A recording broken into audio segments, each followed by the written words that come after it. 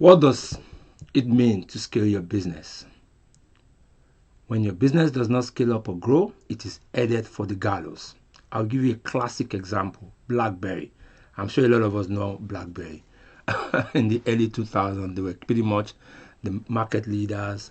They started instant messaging on the mobile phone. They were a smartphone company based out of Canada, but they didn't scale up, nor did they innovate. And hence they were pushed out of the market by other competition. They also failed in the area of customer expectations because hence it was easy for people to migrate to the smartphones of today, which is led by Apple and Samsung. Where I'm going is growth significantly means being able to increase revenue as a result of being in business. Where there is growth, you find increase in people, resources, and earnings. Excuse me. However, growth can come with incurred costs. Scaling, on the other hand, has an impact on just revenue without necessarily increasing the cost of operation. That's the key difference between growth and scaling up of your business. I'll share two good examples to illustrate that. GT Bank, that's a Nigerian bank, and they posted a revenue of 225 billion naira in 2020 and 221 billion in 2019. Profit after tax for both years was 109 billion and 115 billion respectively. This represents a decline in 5.2%, even though they had increased revenue. What that means was there were increasing operation as the company opened more branches and employed more staff. Google Inc., on the other hand, they recorded increase in 2020 revenue from 2019 by almost 20%, while their own operations reduced. Why was that? Because the tech company is selling only one product to multiple users. Podcasts, courses, and subscription models that allow businesses to scale. So guys, get online and build digital products. I am The Switch. My name is Lukman Akombi. I'm an entrepreneur, business coach, and a leading business strategy based in Toronto, Canada. For more than 2 decades, organizations and SMEs and corporate executives have enjoyed the transformational sessions and mentorship from me. I am the founder of Kizo Restaurant, Africa's first 5-star restaurant with branches in Dubai and presence in 3 continents, with a combined revenue of more than $5 million annually and serving over 25,000 global customers. I'm a business leader and a coach employed by leading organizations to create a thriving and profitable business for them. So guys, tell me about your business in the chat. Tell me what the present position of your business is. Does your business lack of capital or cash flow? You do not have the tools to scale your business? You don't even know what it means for a business to scale. You have low sales and low revenue generation. It's important that you have to know where your business stands for you to enable you to be able to analyze how you can scale up your product, services, or your business. Some of the constraints I mentioned, are they stopping you from scaling up your business? Now let's take a step back. I'd like to know as an entrepreneur, what do you think scaling is? Because I know scaling means many things to many people. I'll give you a few examples. To some people, scaling up means when their business starts to make over 100 million naira in revenue annually or $100 million in revenue annually. To them, that's scaling up.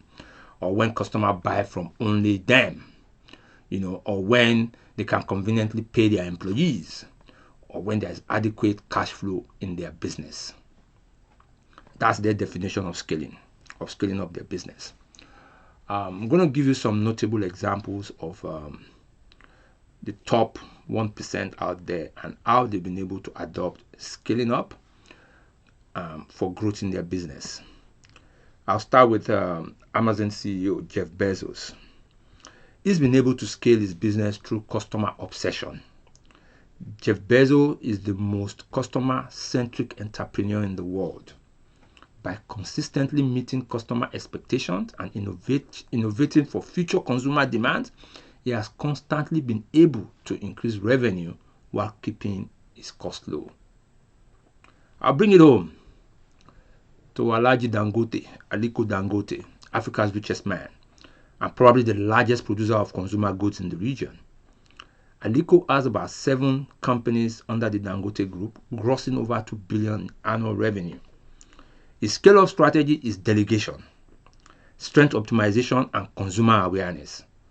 Food and agricultural produce remain the easiest selling product in Nigeria and in Africa as a whole, and he championed the market by making packaged food available for the average Nigerian, and he sells millions of units at low singular profit margin.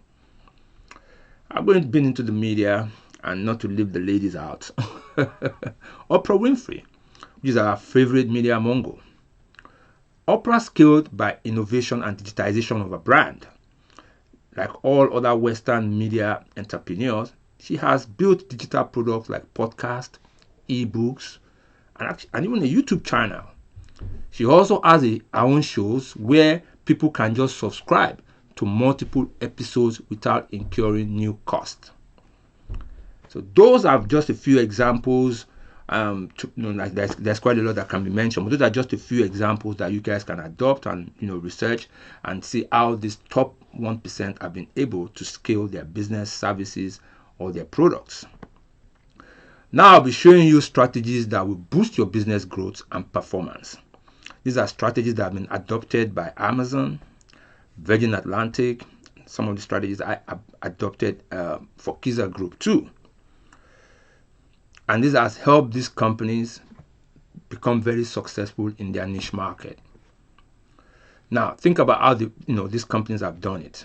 How have they succeeded? Find out how many staff they now have and could give you it, and that could give you a rough idea how many staff you will need. Why are they selling and how are they selling? Try and understand their business model and learn lessons from that. Most successful e-commerce companies today, they are picking up their growth strategies from Amazon and Alibaba. So simply put, innovation can lead to higher productivity, meaning that the same input will generate a greater output by just applying more innovative concepts and ideas into your business. You have to develop the ability to think futuristic for your customers and consumers and your business. That is the art of developing products and models that meet your future customer needs. I'll give you a classic example. Uber came in and innovated with the taxis. Netflix came in, innovated with the movies and the cinema. You understand? So they're classic examples of how you need to think. How you can come into your own area of business and introduce innovation to take your business to the next level. Harvard Business Review says innovation is the most reliable strategy for growth and profitability in businesses. While you're thinking all of this, you also have to remember one thing, which is an adage saying that customer is always right. The customer is the king. So, if the customers are the king, then your employees must run the affairs of the palace. So, for this presentation case, I'm going to call your employees the kingmakers of your businesses. And that's one of the top things I preach a lot. I call it internal clients and external clients. A lot of organizations overlook personal development for their employees.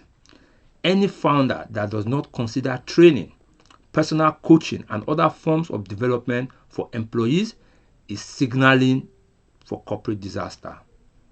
Richard Branson, Virgin Atlantic CEO, rates employee first at his organizations.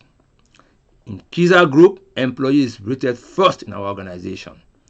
Richard says only a well-equipped staff can be part of your vision. Emphasize with your customers and bring growth to your business. So when you invest in your employees and establish the right company culture, then you can let go of most of the little things that eat up your time. You can actually focus on what you're supposed to do as an entrepreneur. Be an entrepreneur. Right. Another critical one is in optimizing your strength in business. This helps you and helps your brand become a lot more productive and also makes it easy for you to scale up. Give you a good example. For many years, iPhone users used to complain about the brand's low battery life. Obviously, because there's so much going on in the back end, it as is the CPU is constantly running, so it's draining battery. All the once you put it on, is making use of battery, even though you're not making calls. But sales still increase. Why? Because rather than dealing with the battery life issue, which is not their core competence and their strength, Apple decided to optimize its design, optimize its camera, and optimize its security. These core areas are the brand strength and have been responsible for millions of customers that order for iPhones annually. So it's important that if you don't understand the core strength of your business, these decisions could be detrimental for your growth. And in all honesty, what achieving scale really requires is a high level of repeatable and predictable systems that are agile enough to withstand the current business environment.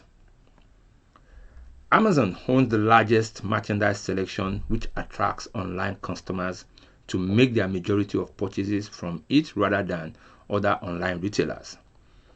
As of 2018, Amazon has sold 562 million products in its Amazon.com marketplace compared to other e-platforms. Customers find a lot of variety of mixes on Amazon. I'll give you a classic example. It happened less than 48 hours ago. I was trying to buy office chair, and I went to business Best Buy, went to Staples, and because of the social distancing, the whole system was just complex. I have to come back, I have to do this, and then I can book online, and it was just a mess. I got frustrated and I came back to the office, and I'm like, you know what? Let's go to my usual friend, Amazon. I went on Amazon. I saw a chair that I liked, and it would be delivered the next day. I placed the order, and actually it was cheaper also than buying from the store. I placed the order, and it was there. It was in my office by 12 noon the next day. Look at that. How pleased can I be as a consumer? All right. I'm going to take you guys also to a bit of a personal experience I've had and I've adopted scale-up strategy to take me out of it. In 2012, when I started Kiza Restaurant, that's the 4-5-star restaurant in Dubai. That's won many awards, and it's actually helped place the African cuisine as a culinary journey globally. But what nobody knows was barely a year into opening of the brand, we had huge cash flow, and cash expectations was not as predicted because we're an emerging African restaurant. We had our teething time. At that low point, it was very, very, it was a really low point for me personally. A lot of investors were thinking, well, it's got a white knight project, and they started doubting my ability and my business acumen. But I was able to change the business model from being a restaurant to an entertainment outlet offering sight, sound, and taste. We rebranded the business from a restaurant into a tribe, promoting Tomorrow Africa. And today, we've been able to take that same brand to 3 continents in the world. How did we achieve that? It was a mixture of innovation and improved customer experience. We added delivery services for customers with food ordering online. We were able to remodel our brand as an entertainment tribe, and that actually helped the restaurant's revenue tripled. The delivery service was bringing in additional revenue that was not captured in the first instance when we started. And at that point, we started seeing droves of Africans from all over the continent asking and demanding for the presence of the restaurant in their country. So guys, What I'm just trying to go here is when you understand where your business is, when you understand all the facets of your business, it's easier for you to be able to add innovation into it that will help you scale up your revenue without actually having to scale up or increase your cost. Okay, and you've seen how Amazon has done it. You've seen what Google did. You've seen what Alhaji Aliko Dangote is doing. You've seen how Kiza has been able to do it. So do you think it's necessary for you to scale your business? I'd like everybody to put in the chat group. Do you really think there's a need for you to scale your business? One of the advantages of scaling is industry leadership. Amazon today, they are the leading in their industry. Oprah today, she's the leader in her industry. Kiza today, we're a leader in our industry. Thought leaders and media and other businesses look to your business for inspiration. Other businesses will monitor your products, they will monitor your campaigns and possibly adopt your business model. Amazon is the leader in retail and e-commerce. Apple, leader in the mobile phone market. Kiza, once we scaled up the restaurant we scaled up in Dubai in 2012 to an entertainment tribe, it became the most prominent hospitality hub for Africans in Dubai and its immediate environment. Customer, I will tell you, cannot ignore a business that offers good product with awesome experience. That's why millennials and Gen Zs are buying online stuff and they're buying the latest iPhones, etc., etc., etc. Okay? Dangote Sugar Refinery recently declared a 33% year-to-year growth in earnings at 29.8 billion in the financial year of 2020. Once you implement the right scale-up strategy, your business will experience increased tremendous growth in revenue. So guys, if you like to experience business growth, multiply your revenue and adopt the right strategy to scale up, click on the link in the chat to schedule a complimentary session with me. All right, once again, welcome to the Be Transform group, and fasten your seatbelt. The ride is going to be so much fun, and I'm happy to be part of the journey with you all. Take care. I'm The Switch. My name is Lukman Akombi. Stay blessed.